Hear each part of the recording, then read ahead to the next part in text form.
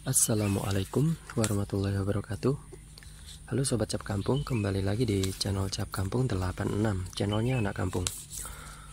Oke teman-teman, dalam video kali ini kita akan membahas tentang seputaran tanaman bambu air. Jadi di part sebelumnya anak kampung sudah pernah bahas tentang tanaman bambu air, dan kali ini kita akan bahas lebih mendetail lagi, dan sekalian ini adalah proses pembersihan. Dan di sini anak kampung nggak sendirian, dibantuin temannya anak kampung, dan kita akan bahas satu persatu bagaimana cara merawatnya dan proses pembersihannya. Tapi sebelum kita lanjut pada pembahasannya, nggak lupa selalu anak kampung ingatkan buat teman-teman yang belum subscribe, silahkan klik tombol subscribe-nya dulu, karena dengan mensubscribe channel ini teman-teman udah membantu channel ini agar bisa semakin berkembang dan kita bisa belajar bareng-bareng melalui channel ini. Oke teman-teman, pertama-tama di sini anak kampung bakal tunjukkan sisi samping atau sisi lain pada tanaman bambu air ini yang sudah anak kampung bersihkan. Jadi teman-teman bisa lihat bagian sini udah lumayan bersih, tinggal yang atas ini masih ada yang kering-kering. Nah seperti itu.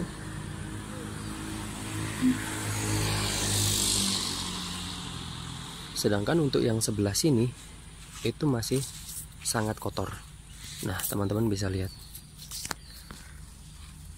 Nah selanjutnya kita akan lakukan pembersihan, yaitu kita cabut atau kita bersihkan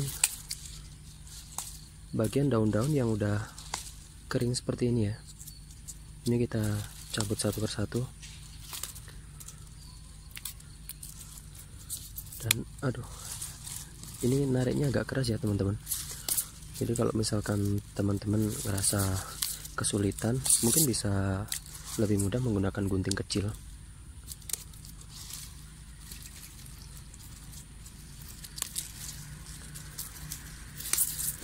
Nah pada saat sebelum teman-teman melakukan pembersihan, itu ada baiknya teman-teman cek dulu pada bagian semak-semaknya seperti ini, bagian dalam-dalamnya. Soalnya biasanya pada bagian dahannya seperti ini teman-teman, itu sering digunakan atau dijadikan sebagai rumah sarang lebah ya. Jadi ada biasanya tuh lebahnya itu kecil. Seperti yang di atas ini anak kampung bakal tunjukkan, ini ada bekasnya kering. Nah ini sebenarnya keringnya itu karena anak kampung bakar teman-teman ya. Jadi ini anak kampung semprot menggunakan baygon itu sambil dipatik pakai korek api gitu ya. Jadi dia nyembur gitu. Nah soalnya kemarin banyak tawonnya di sini ya. Jadi ada sarangnya di sini kemarin. Jadi makanya itu dibersihin cuman separuh aja ya. Soalnya pas lagi bersihin gitu tiba-tiba nyengat dan itu sakit teman-teman. Makanya hanya separuh yang dibersihin. Tapi ya ada manfaatnya juga. Jadi anak kampung bisa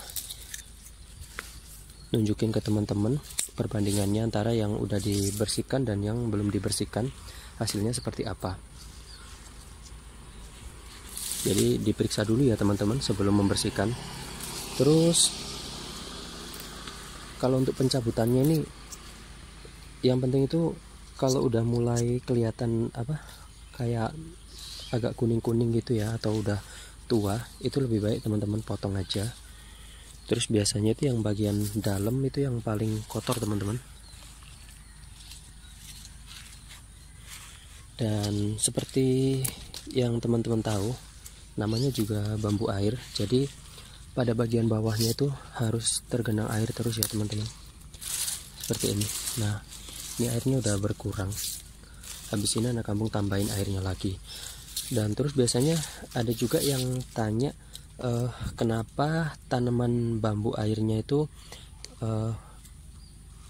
mengeluarkan cairan semacam cairan berwarna kuning-kuning kayak kuning-kuning tembaga gitu. Itu relatif umum ya teman-teman, itu sangat sering terjadi pada tanaman bambu air. Tapi pada prinsipnya itu nggak apa-apa, itu hal yang normal, wajar. Karena tanaman bambu air sendiri ini teman-teman, itu dia perawatannya sangat gampang banget. Bahkan walaupun nggak teman-teman lakukan pemupukan, itu nggak apa-apa, dia akan tetap hidup subur ya. Yang penting itu kondisi bambunya ini selalu kerendam air. Nah seperti ini mungkin yang teman-teman maksud. Jadi ini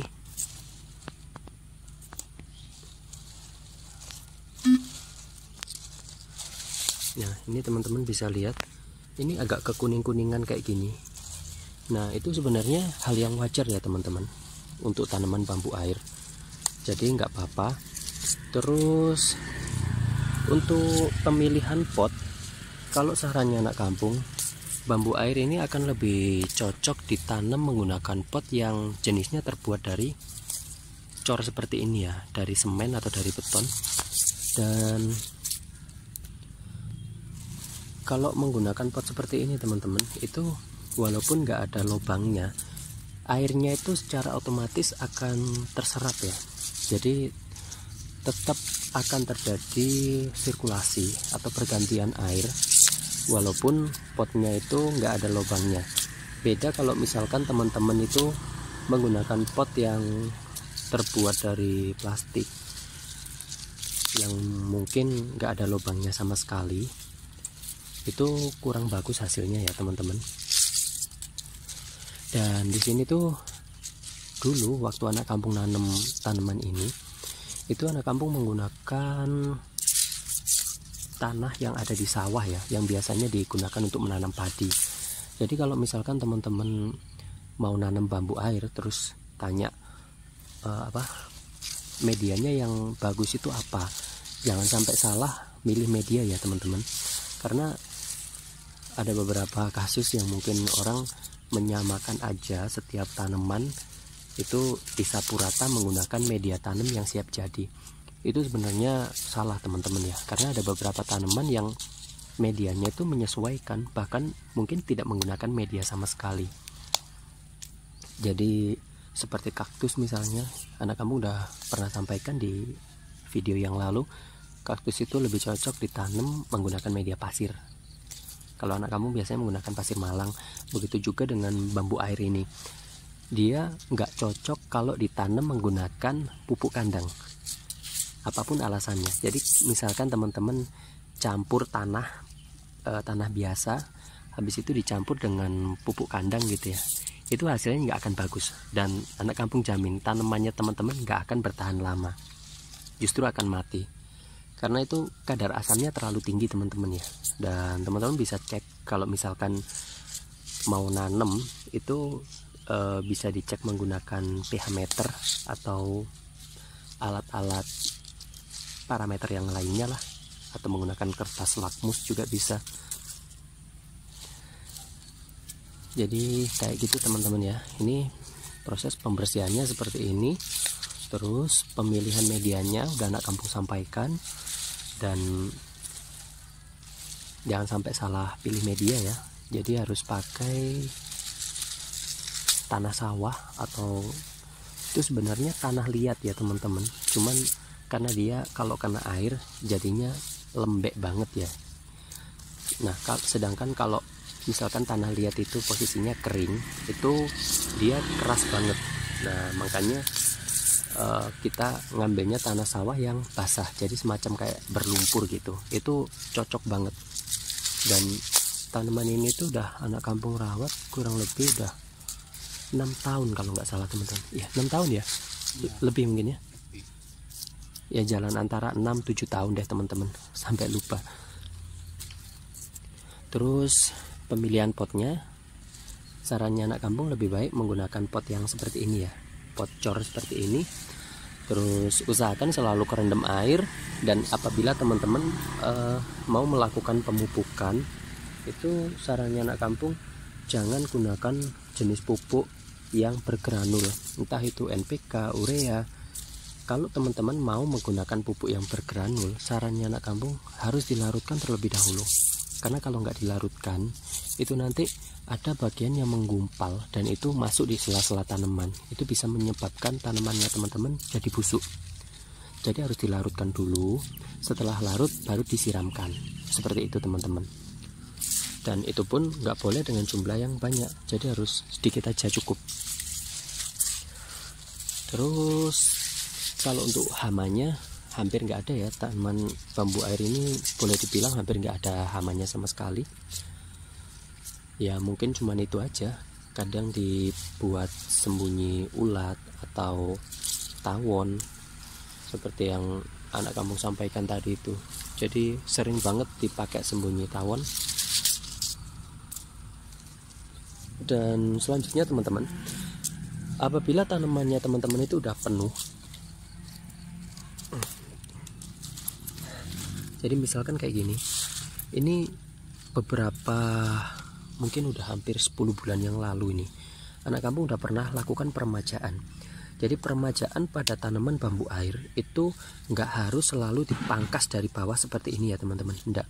Jadi peremajaan yang dimaksud itu apabila potnya udah penuh dari samping sini, ini harus kita kita iris seperti teman-teman kalau lagi motong kue ulang tahun gitu ya. Jadi dipotong dari sini sampai ke dasar akarnya itu kita keluarkan. Nah, manfaatnya apa? Manfaatnya itu nanti tanaman yang ada di dalam sini itu bisa menumbuhkan tunas-tunas yang baru ya teman-teman. Dan di sini bisa lebih longgar. Karena kalau misalkan udah penuh teman-teman biarin aja, itu nanti resikonya ada dua. Pertama, kalau potnya teman-teman itu kurang kuat atau tipis, kebetulan kalau ini kan tebel ya teman-teman, bisa lihat ini tebel teman-teman, ada 4 jari, tebelnya 4 jari, jadi lebih dari 5 cm. Nah jadi kalau kayak gini insya Allah aman. Nah sedangkan kalau potnya teman-teman tipis, itu kemungkinan terburuknya potnya bisa pecah karena kedesa akarnya yang kayak gini teman-teman. Nah kalau potnya tebal seperti ini, kemungkinan terburuknya ya cuman tanamannya nggak subur dan biasanya tumbuh sampai di sini, menggantung di atas sini, jadi kurang rapi dan nggak ada lagi space untuk tempat airnya, kayak gitu teman-teman. Jadi seperti itu ya teman-teman. Ini full pembahasan tentang tanaman bambu air, mulai dari penanamannya menggunakan media apa aja, terus perawatannya seperti apa, media tanamnya menggunakan apa aja, cara mupuknya yang benar gimana. Ini udah anak kampung sampaikan. Dan terus tanaman ini harus tergenang air, dan kalau terjadi misalkan ngeluarin cairan kuning-kuning gitu, itu nggak apa-apa, itu wajar, normal. Cuman yang lebih anak kampung tekankan lagi, sebisa mungkin jangan gunakan pot terbuat dari plastik. Oke teman-teman, barangkali itu ya informasi yang bisa anak kampung sampaikan. Semoga informasi ini bisa bermanfaat, dan buat teman-teman jangan lupa klik tombol subscribe-nya, karena subscribe itu juga gratis. Dan dengan teman-teman men-subscribe channel ini, artinya teman-teman sudah mendukung dan membantu channel ini agar bisa semakin berkembang dan kita bisa terus belajar bareng-bareng melalui channel ini. Dan buat teman-teman yang udah selalu support channel ini, anak kampung ucapin terima kasih. Dan sampai jumpa di next video selanjutnya. Assalamualaikum.